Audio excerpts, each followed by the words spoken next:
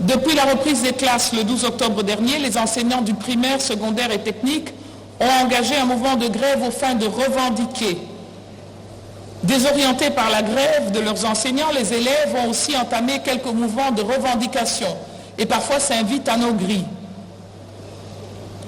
et tentent désespérément de mettre la pression sur les décideurs que nous sommes dans toutes les institutions pour trouver une solution aux problèmes de leurs enseignants. Ce type de questions devrait nous préoccuper.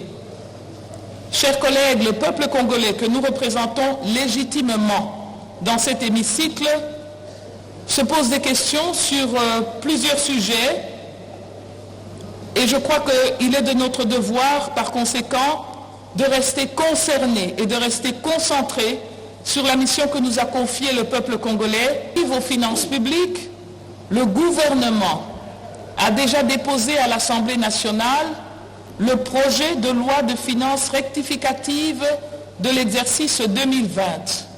Nous allons donc compléter notre ordre du jour par l'ajout de ce point pour pouvoir en débattre.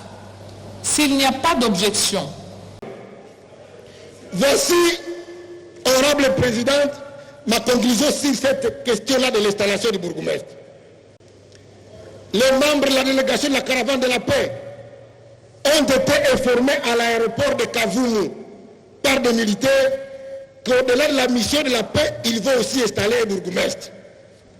Ils sont là, ils ne diront pas le contraire. Tout était préparé.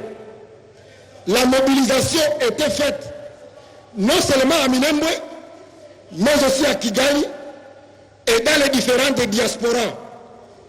Aux États-Unis, au Canada, vous avez vu des t-shirts imprimés.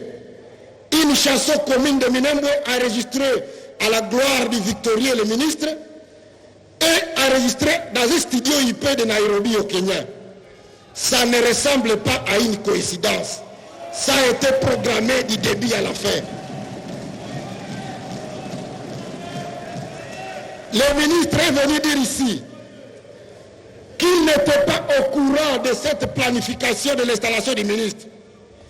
Mais vous avez suivi avec moi le communiqué du ministre provincial de l'Intérieur, le vaillant ministre, qui avait tenté de protéger le ministre d'État à ce temps, mais il a été estomaqué lorsqu'il a vu le ministre parler du devant de cette chaire, que c'est le ministre provincial par son initiative qui avait fait l'installation.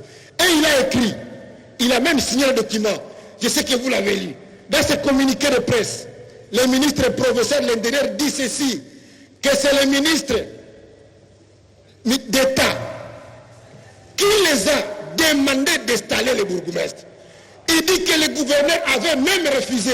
Et c'est par insistance du ministre d'État qu'ils ont fini par obéir à l'ordre de la hiérarchie. Le texte là est signé. Et donc je me demande, pour quel intérêt le ministre était venu ici nous mentir en tant qu'Assemblée nationale? Ça,